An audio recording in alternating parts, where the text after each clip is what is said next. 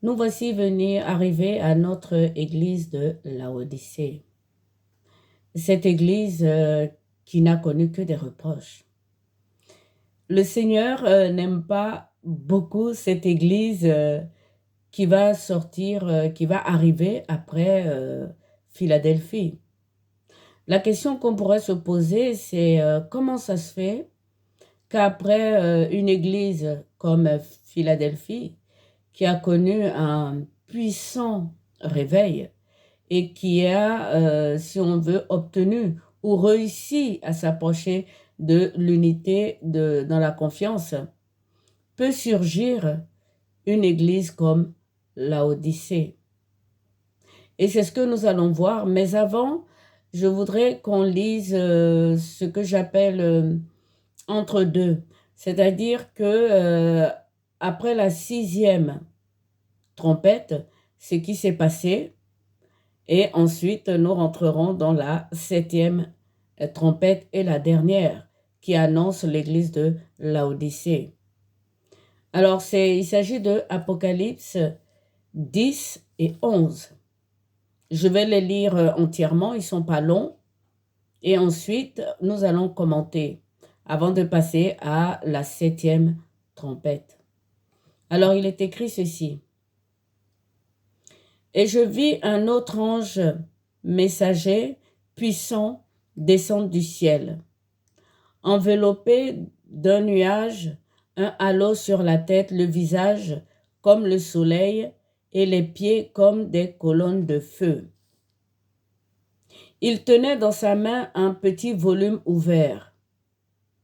Il posa le pied droit sur la mer et le gauche sur la terre.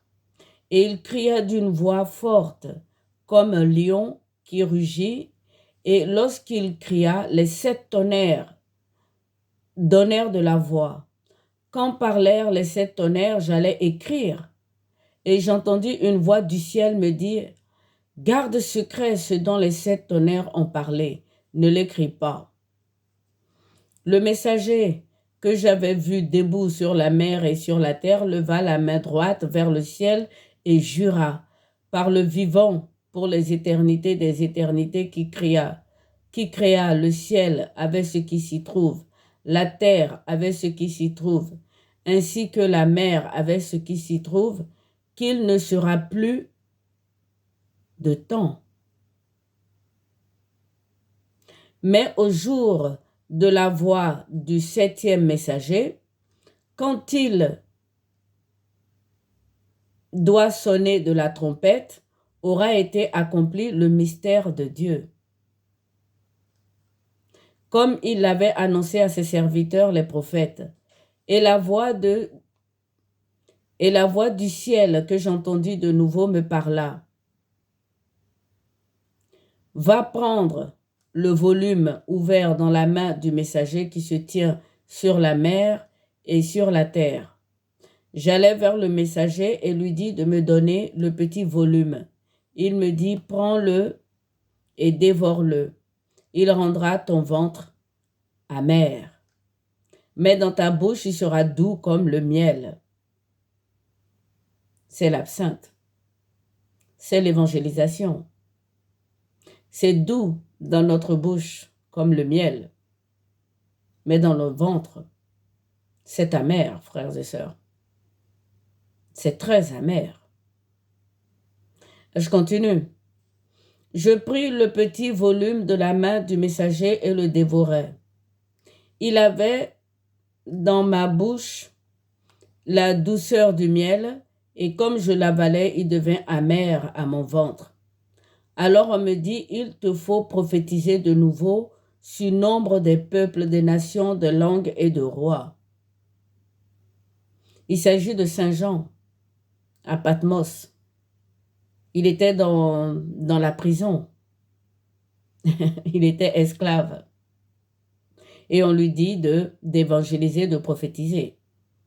Donc c'est le volume que je suis en train de lire. C'est lui qui l'a écrit. Il l'a écrit dans les fers. Je continue. On me remit un roseau semblable à un bâton et on me dit, Lève-toi et mesure le temple de Dieu et l'autel de l'encens, ainsi que ceux qui s'y prosternent. Mais le parvis à l'extérieur du temple, laisse-le à part et ne le mesure pas, car il a été livré aux nations et elles piétineront la ville sainte durant 42 mois.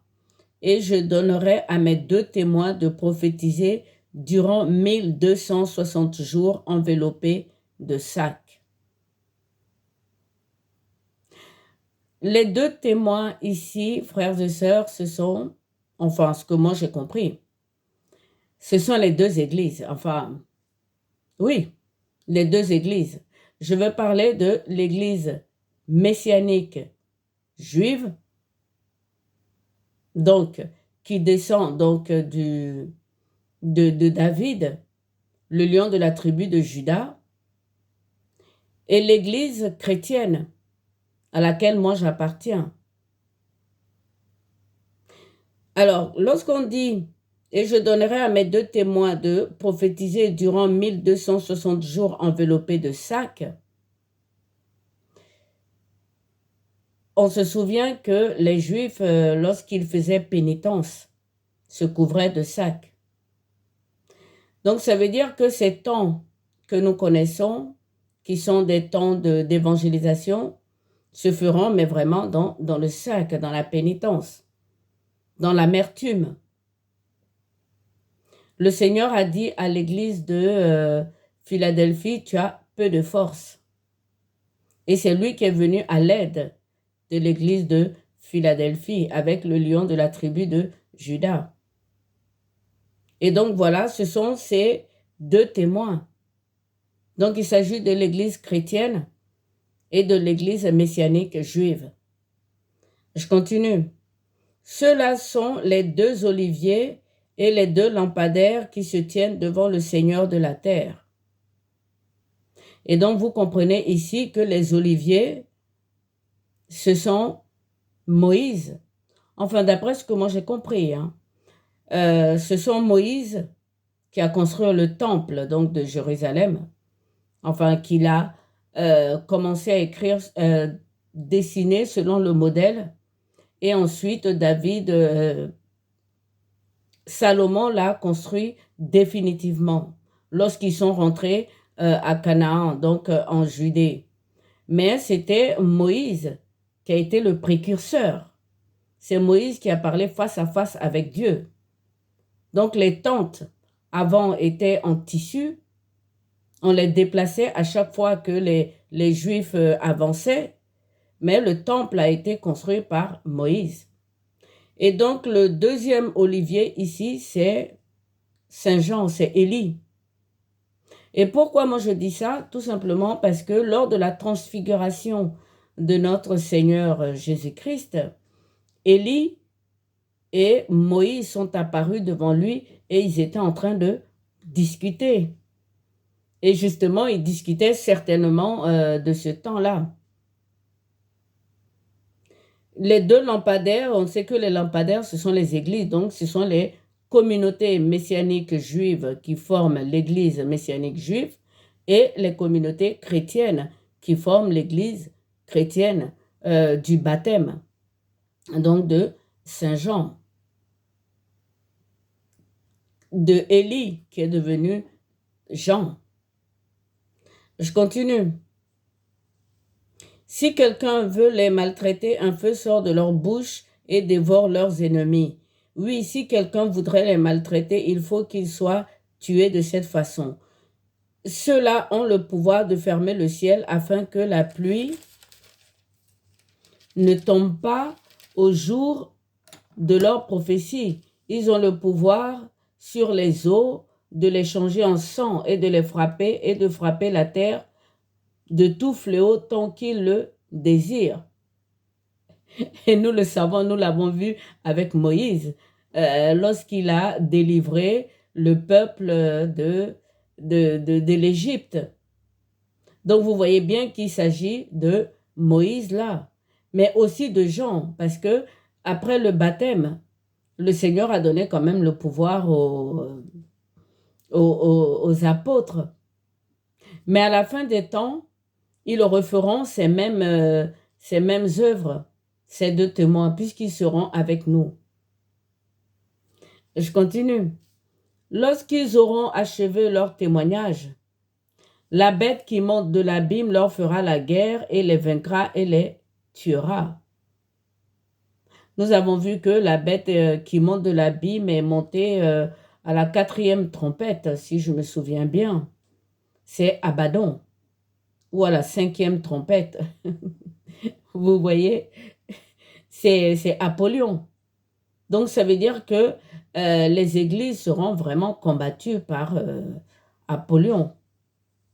Voilà, c'est lui qui sort de l'abîme. Je continue.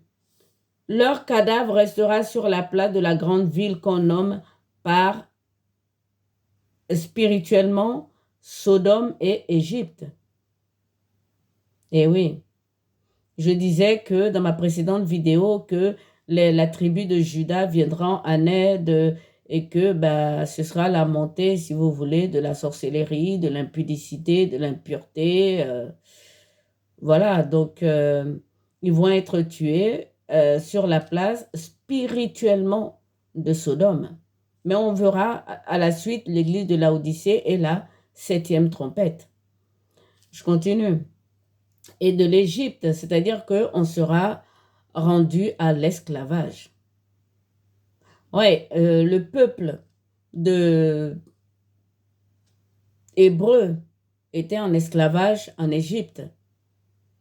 Et la dernière église, et aujourd'hui beaucoup de personnes sont mises en esclavage par ces puissances. C'est ce que je veux dire, c'est que la sorcellerie, c'est de l'esclavage. Et donc, elle va s'étendre. Les puissances vont mettre, mais vraiment, pratiquement tous les humains en esclavage. Je continue. Là même où leur Seigneur fut crucifié. Et il regarde ceux des peuples, tribus, langues et nations. Il regarde leurs cadavres 3 jours et demi et ils n'enlèvèrent pas leurs cadavres pour les déposer au tombeau. Vous voyez qu'ils les haïront vraiment. Et oui, l'Église sera haïe. L'Église sera haïe, l'Église est encore haïe. Ça commence aujourd'hui petitement, même si on est encore dans le réveil. L'évangélisation reste amère pour beaucoup de personnes. Pour beaucoup de personnes. Nous avons mais vraiment de très grands contradicteurs.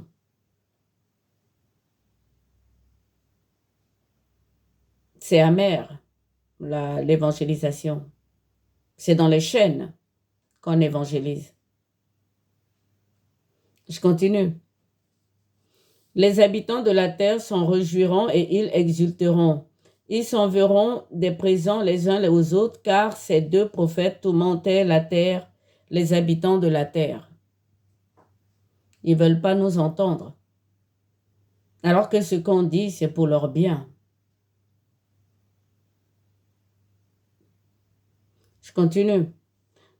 Après les 3 jours et demi, un souffle de vie venant de Dieu entra en eux et ils se dressèrent sur leurs pieds. Et une grande frayeur tomba sur ceux qui les observaient. Ils attendirent une voix du ciel leur dire « Montez ici ». Et ils montèrent au ciel dans la nuée. Leurs ennemis les regardaient.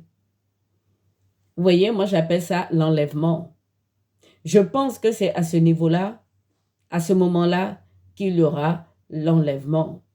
En tout cas, ça ressemble à l'enlèvement.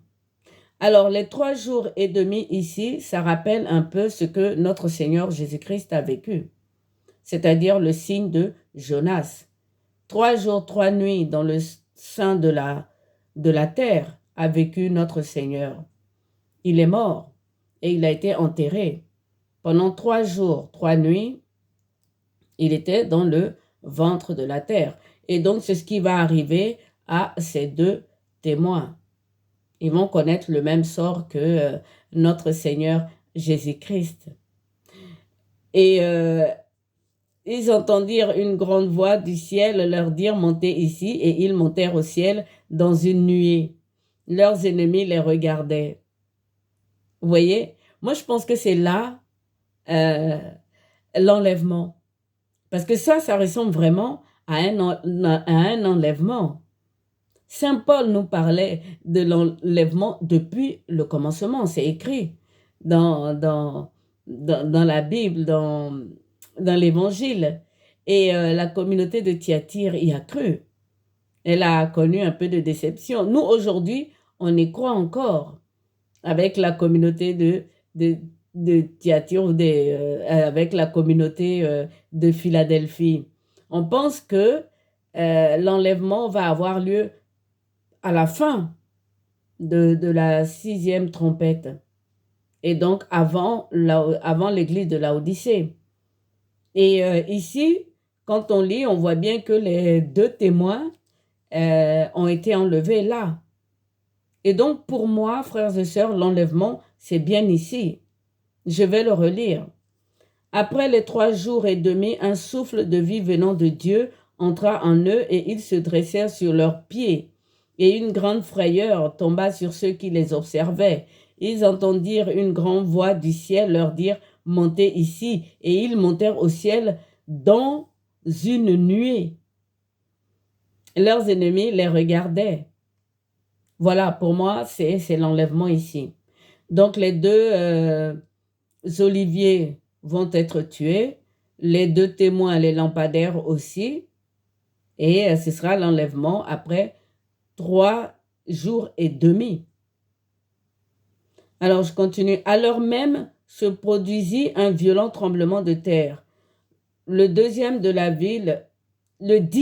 la ville s'écroula. 7000 personnes moururent dans le tremblement de terre et les survivants, remplis de terreur, rendirent gloire au Dieu du ciel. Le 2e malheur est parti. Voici que le 3e malheur vient vite. Et c'est là où nous allons parler de notre église de Laodicée. Voici donc le 7e messager qui va sonner la 7e trompette. Il est écrit ceci, c'est à la suite, à partir du verset 15. Le 7e messager sonna de la trompette.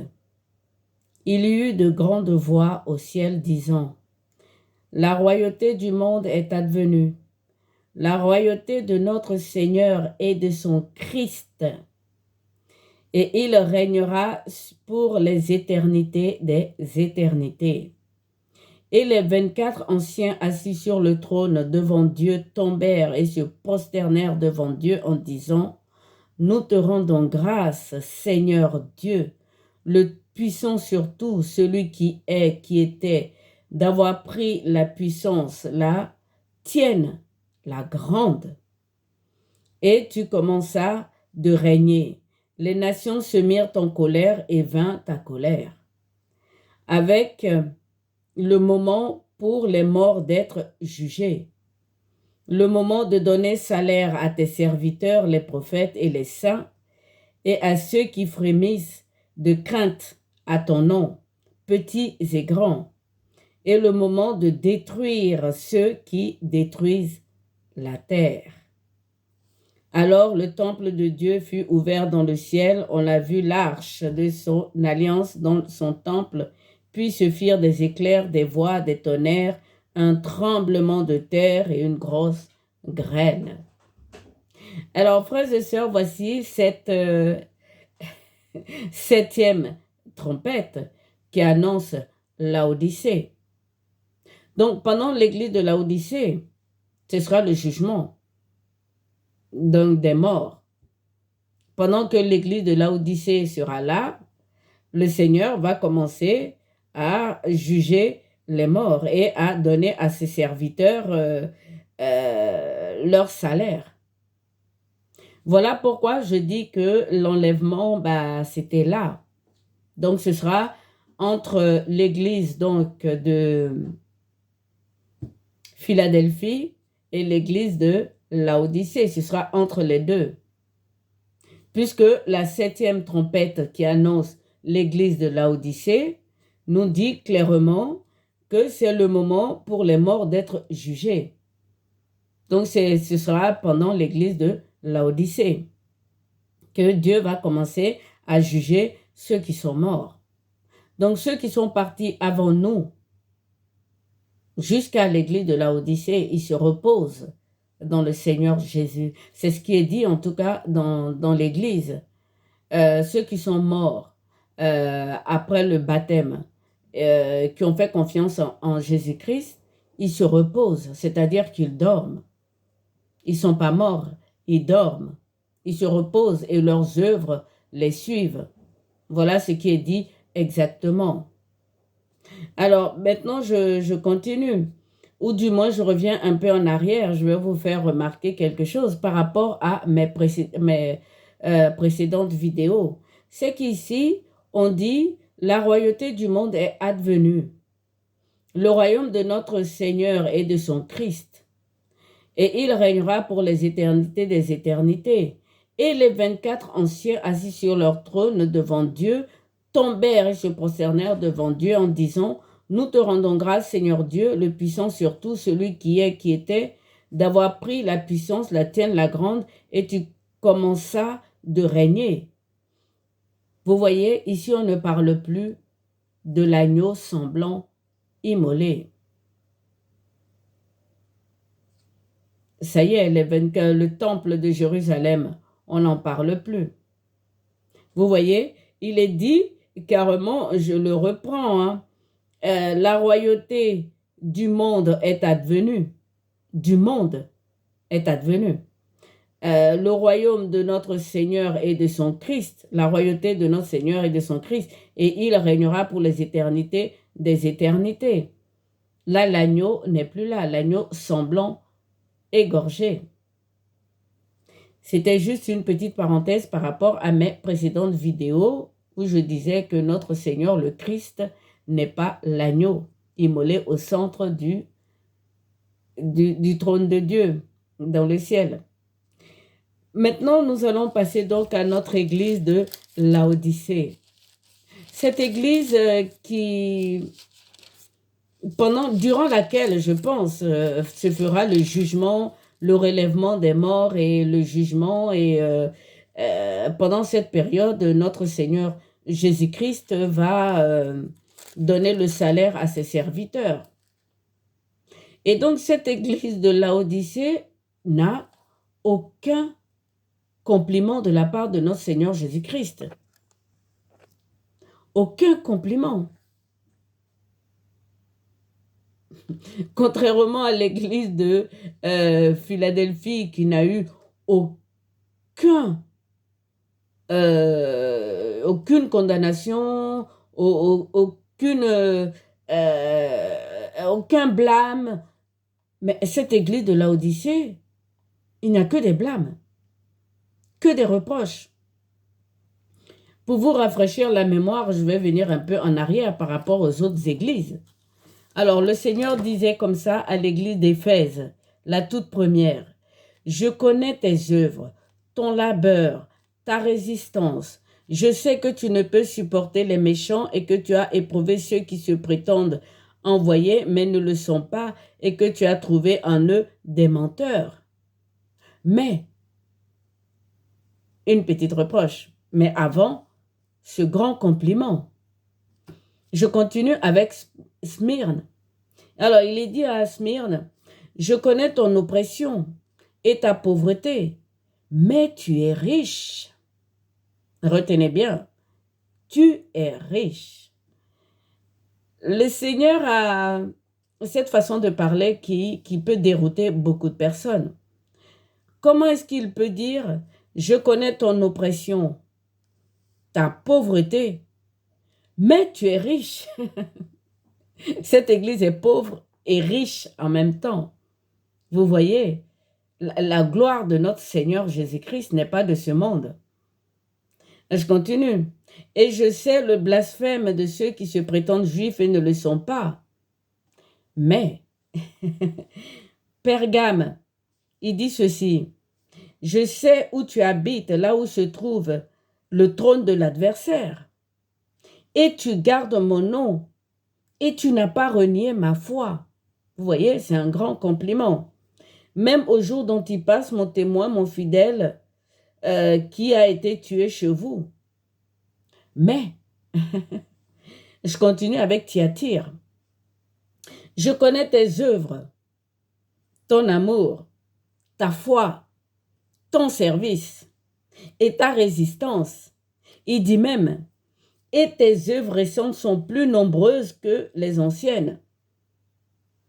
Mais, il y a toujours le reproche. Je vous ai dit que nos églises sont humaines, elles ne sont pas parfaites. Dieu ne nous demande pas la perfection. Il nous demande juste, comme je le dis, hein, et comme je l'ai lu pour Daniel, d'être fidèle à Dieu. Donc de faire confiance au dessein de Dieu annoncé à Jérémie. Alors je continue. À l'église de Sardes, il dit ceci, « Je connais tes œuvres. Tu as renommé de vivre et tu es mort. » Alors là, vous vous dites, « Oh, ça commence mal, il n'y a pas de, il n'y a pas de complément. » Si. Mais tu as quelques personnes à Sardes qui n'ont pas sali leurs vêtements et ils marcheront avec moi. Eh oui, Sardes a eu des compliments par ses membres. Je continue. Philadelphie, celle qui n'a pas de reproche, notre temps actuel. Je connais tes œuvres. J'ai fait devant toi le don d'une porte ouverte. Vous voyez que c'est le Seigneur lui-même qui fait le travail. Je relis. Je connais tes œuvres. J'ai fait devant toi le don d'une porte ouverte. Je ne sais pas quelle traduction de la Bible vous avez, mais celle-là, ici, cette traduction, elle me convient très bien. Parce que quand j'ai lu la 6e trompette, on a vu que le Seigneur avait fait venir des myriades de messagers d'anges. Et que la tribu de Juda aussi s'était levée avec les chevaux pour venir à notre aide. Donc, c'est ce que le Seigneur veut dire ici. J'ai fait devant toi le don d'une porte ouverte, car malgré ton peu de force, tu as gardé ma parole et tu n'as pas renié mon nom. Mais oui, parce que notre Église, elle est faible. Nous travaillons dans le fer, dans les fers, dans l'esclavage. Le Seigneur lui-même le reconnaît. On a trop d'ennemis. La preuve, juste après l'église de Philadelphie, va venir l'église de Laodicée. Voilà, donc on y va pour cette église de Laodicée. Il est écrit ceci. Et comme dans toutes les églises, je donne le nom du Seigneur comme une prophétie, comme pour encourager l'église. Donc il est écrit ceci. Au messager de la communauté de Laodicée écrit, il dit ceci, notre Seigneur, je suis l'Amen, l'éprouvé, le témoin fiable et véridique. Et il ajoute, le principe de la création de Dieu. Ça veut tout dire. Ça veut dire que tout a été créé pour lui, par lui et en lui. Donc la nouvelle Jérusalem qu'ils vont construire au temps de Laodicée où l'adversaire va s'asseoir, c'est les ténèbres. C'est le mensonge qui va s'asseoir dans ce temple. Donc le Seigneur leur dit, et je reprends, je suis l'Amen. Qu'est-ce que ça veut dire Amen lorsque nous prions? D'autres disent, c'est ainsi soit-il. Je suis l'éprouvé, le saint. Il a été éprouvé, notre Seigneur Jésus-Christ. Il est mort sur la croix. La coupe que nous sommes appelés à boire, il a bu avant nous. Donc, il faut que ce soit clair. La coupe à laquelle nous buvons, ces apôtres l'ont bu. L'église de Sardes, l'église de Smyrne, l'église d'Éphèse, l'église de... On boit tous à cette coupe. Mais moins que lui. Moins que lui, le Seigneur Jésus-Christ. Et donc, il dit ici, je suis l'Amen, l'éprouvé, le témoin fiable. Ça veut tout dire. Il est le témoin. Mais alors, la question, c'est qu'on se pose comment est-ce que ce faux prophète va s'asseoir sur le temple de Jérusalem? C'est dire à quel point les puissances qui nous combattent sont... Non, c'est un miracle, l'Église d'aujourd'hui. d'église de Philadelphie. C'est un miracle. C'est un miracle que moi, je me tiens devant vous pour faire cette vidéo. Vous n'avez aucune idée de la souffrance que je vis. C'est dans les chaînes que je fais cette vidéo. Mais bon, il faut être en joie. Il faut être en joie. Parce que comme je le répète, Jésus-Christ est Seigneur. Il est Seigneur. Il est éprouvé, on est obligé de vivre comme lui, il a vécu. Je continue. Le principe de la création de Dieu. Il a le principe, tout a été créé par lui, pour lui et en lui. Il est le Seigneur de la terre. Voilà, il est passé par la porte, il est né comme nous. Et l'autre, on ne sait même pas d'où il vient, il va s'asseoir à la place. Qui a vu sa naissance? Quel ange a annoncé sa naissance? Bon, on continue. Alors, je connais tes œuvres. Tu n'es ni chaud ni froid. Il vaudrait mieux que tu sois chaud ou froid. Ainsi, puisque tu es tiède, ni chaud ni froid, je vais te vomir de ma bouche. Alors, ce puissant réveil, qui est ce que nous connaissons aujourd'hui à l'église de Laodicée, va se tiédir. Ça va se tiédir comment? Ou pourquoi? Eh bien, tout simplement à cause des litiges. À cause des litiges. On doit être unis. Moi, je vous dis, je suis apôtre de l'unité, mais pas de l'unicité. De l'unité. On doit être unis. J'espère que ma vidéo sera vue par beaucoup de personnes et partagée. Il faut qu'on soit unis, on soit fort. Chaque communauté doit rester à sa place. Chaque communauté doit rester à sa place avec sa force. Aucune communauté ne doit influencer l'autre pour l'affaiblir ou l'humilier. Je l'ai dit dans mes précédentes vidéos. C'est pas parce qu'une église tombe dans une communauté, je veux dire, tombe dans l'épreuve, que l'autre va s'élever en orgueil pour blâmer l'autre église. Vous voyez ce que l'autre communauté, mais je vais y arriver parce que non, mais ça veut dire que toutes les communautés forment le corps du Christ. Voilà ce que je veux dire. C'est-à-dire que toutes les communautés, nous sommes le corps du Christ, nous sommes une seule église. Et on doit s'aimer. On doit avoir l'unité dans la confiance. Et je vous donnais un exemple. C'est-à-dire que moi, je suis catholique. Je peux aller chanter la louange avec les évangélistes. Je peux aller à l'église protestante écouter l'enseignement. C'est très riche. Et je peux rester dans ma communauté pour communier au corps du Christ. Parce que là, quand même, la liturgie, du sacrifice du Christ est merveilleux. C'est le point fort de l'Église catholique. Le point fort de la louange, c'est l'Église évangélique. Le point fort, mais je reviendrai sur une autre vidéo là-dessus. Chaque membre du corps a un point fort pour que le corps reste soudé. Et donc, cette église de Laodicée, pourquoi elle va venir? La tiédeur va venir de quoi? Ça va vous surprendre, ça va venir de la prospérité qui se passe dans ces églises, qui sont aujourd'hui, mais vraiment d'une richesse incroyable. C'est effrayant. Quand je pense que tout ça, bientôt, ça va partir dans la poussière, parce que ce monde passera, frères et sœurs. Ça, c'est la première chose. La deuxième chose, ce sera l'orgueil de ces églises, de ces communautés, par rapport à par rapport à la grande sœur. Les Juifs sont tombés dans l'épreuve.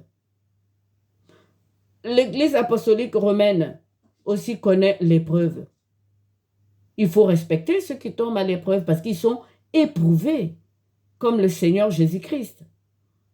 Alors ces églises-là aujourd'hui qui se lèvent avec des puissances incroyables de délivrance, de machin, oui, Moi, j'y crois. Mais il faut respecter les autres.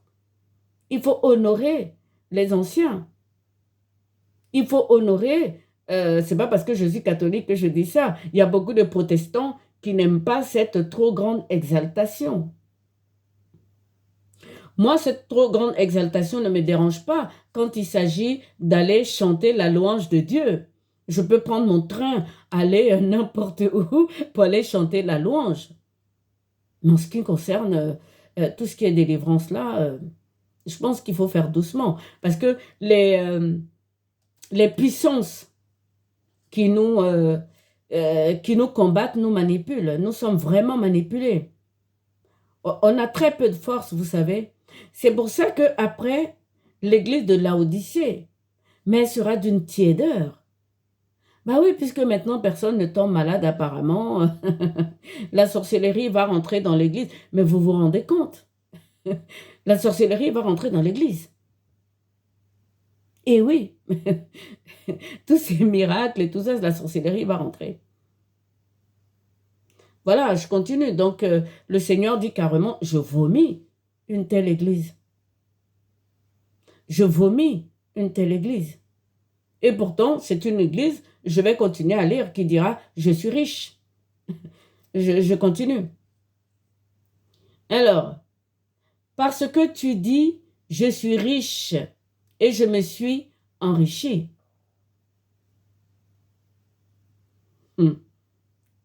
Je n'ai besoin de rien. Et que tu ne sais pas que tu es malheureux, oui, pitoyable et pauvre et aveugle et nu. Je te conseille d'acheter chez moi de l'or épuré au feu afin que tu t'enrichisses, ainsi que des vêtements blancs pour t'en couvrir, et que tu ne sois pas et que ne soit pas manifestée la honte de ta nudité, et aussi un onguent pour enduire tes yeux afin que tu vois. Voilà de ce que je veux parler, moi. Je crois au baptême du Saint-Esprit, frères et sœurs. Mais je le répète, que pour les serviteurs du Seigneur Jésus-Christ. Et même notre Seigneur Jésus-Christ, on a vu descendre sur lui le Saint-Esprit. Mais il a bu la coupe. Et il a dit au Seigneur, à son Père, enlève-moi cette coupe. Mais il a obéi jusqu'à la mort.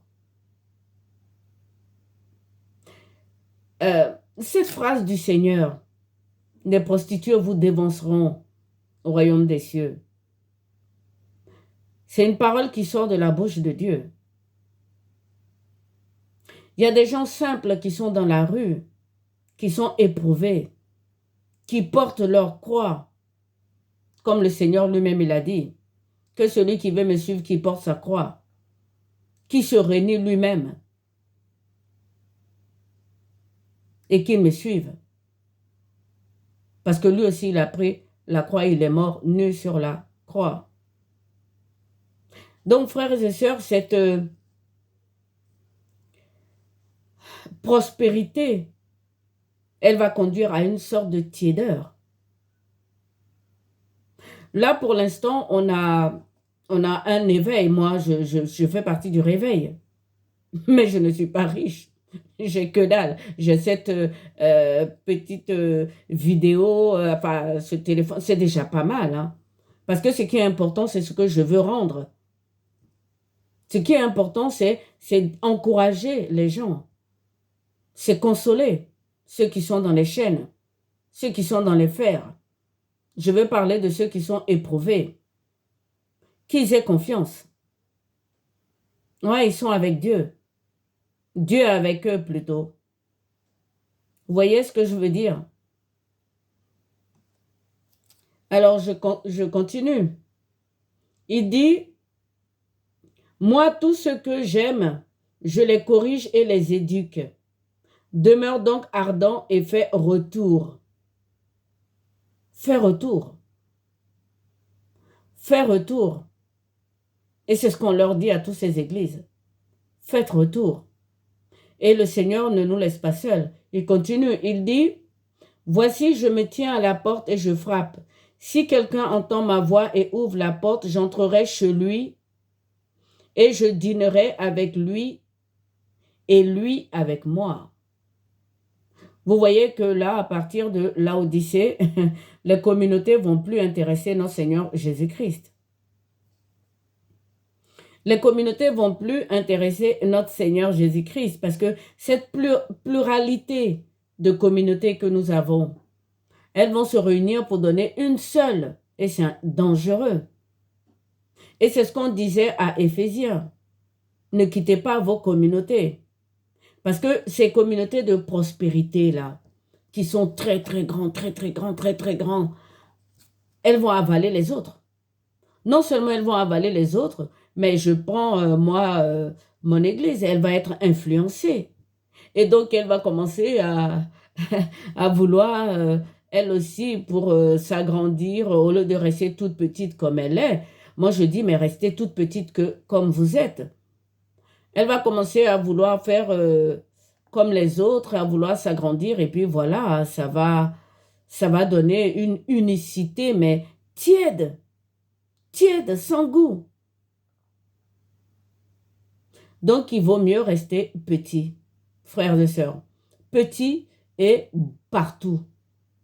Je le rappelle, le royaume des cieux est comme une perle précieuse. C'est comme une perle précieuse que quelqu'un trouve et il vend tout pour récupérer cette perle. C'est comme de la levure qu'une femme prend pour mettre dans beaucoup de farine. Les communautés que je vois, elles vont avaler les autres. C'est trop. Et moi qui suis catholique, j'ai bien envie de dire aux catholiques, ne vous laissez pas influencer. On a un réveil magnifique. On a un réveil magnifique.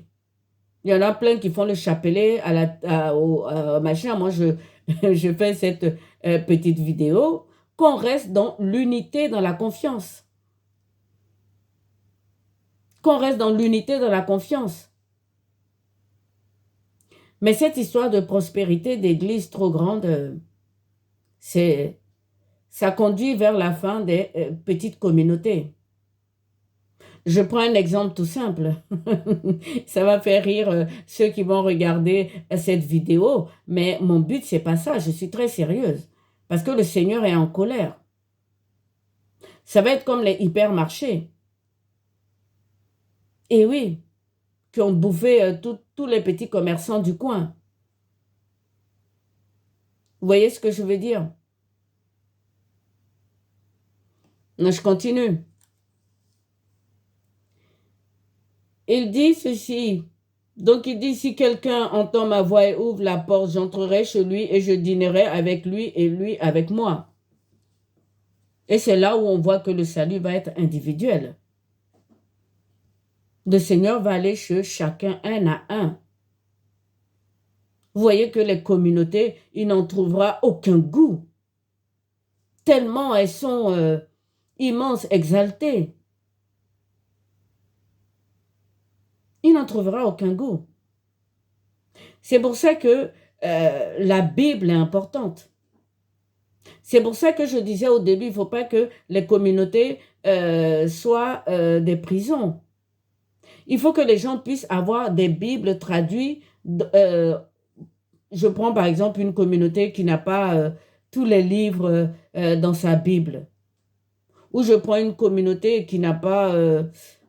sa traduction est trop relevée, on peut pas comprendre. Ou bien je prends une traduction qui est faite dans une langue et pas dans les petites langues, les dialectes des tribus. C'est la Bible qui est importante ici. À partir de maintenant, de cette église de Philadelphie, là où il y a un réveil important, il faut traduire la Bible dans des dialectes. Parce que le Seigneur le dit. Il ne prendra plus aucun goût à Laodicée.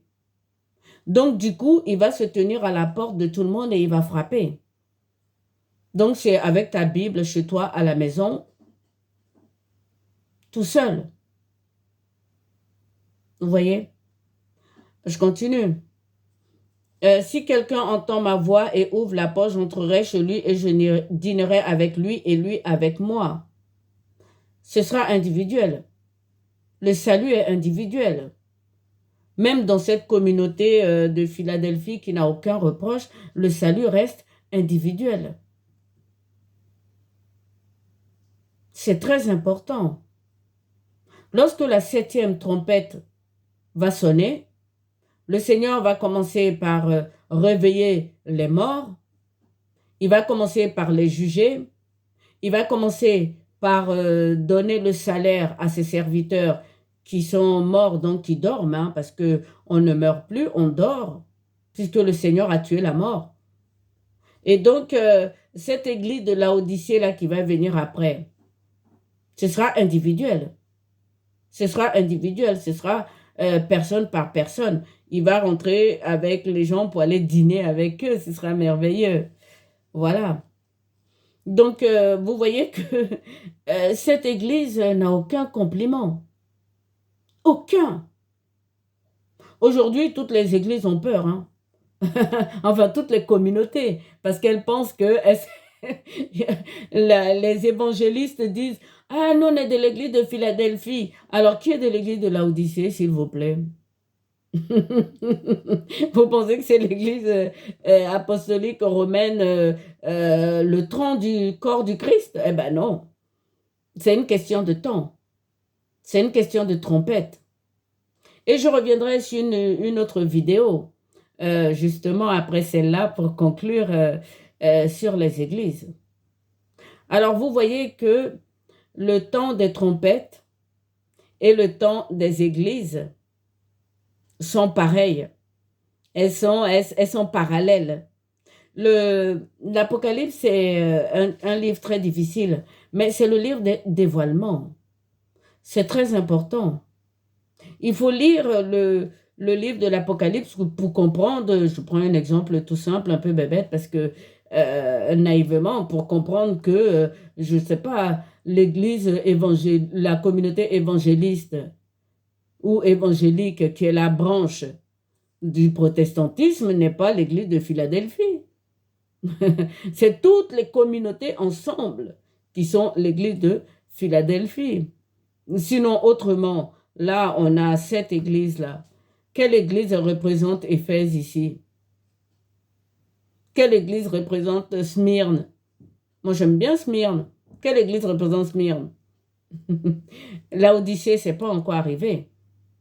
Laodicée viendra après la sonnerie de la 7e trompette. On saura, Laodicée, quand ça va arriver. Parce que le temple sera construit. Le temple sera construit, l'Euphrate sera sèche.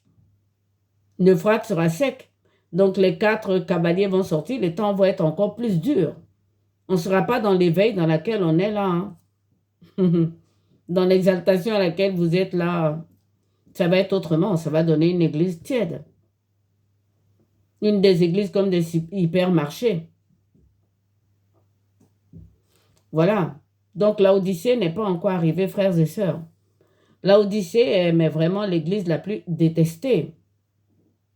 Et ce n'est certainement pas une église qui existe aujourd'hui. Aucune des églises qui est là aujourd'hui n'est l'Odyssée, je le répète. L'Odyssée viendra après. Je le relis là, rapidement. Au messager de la communauté de Laodicée écrit, il dit ceci, l'Amen, l'éprouvé, le témoin fiable, le véridique, le principe de la création de Dieu, le principe de la création de Dieu, tellement cette église de Laodicée va être moche.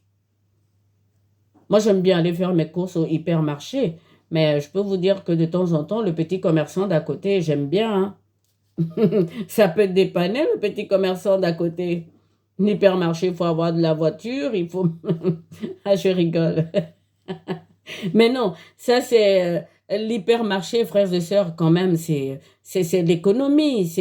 Ça n'a rien à voir avec l'église. Une église ne peut pas être comme un hypermarché, c'est pas possible. Quand on rentre dans un hypermarché, mais c'est effrayant. Bon, bon, bah, écoutez, ce que je dis, c'est très sérieux.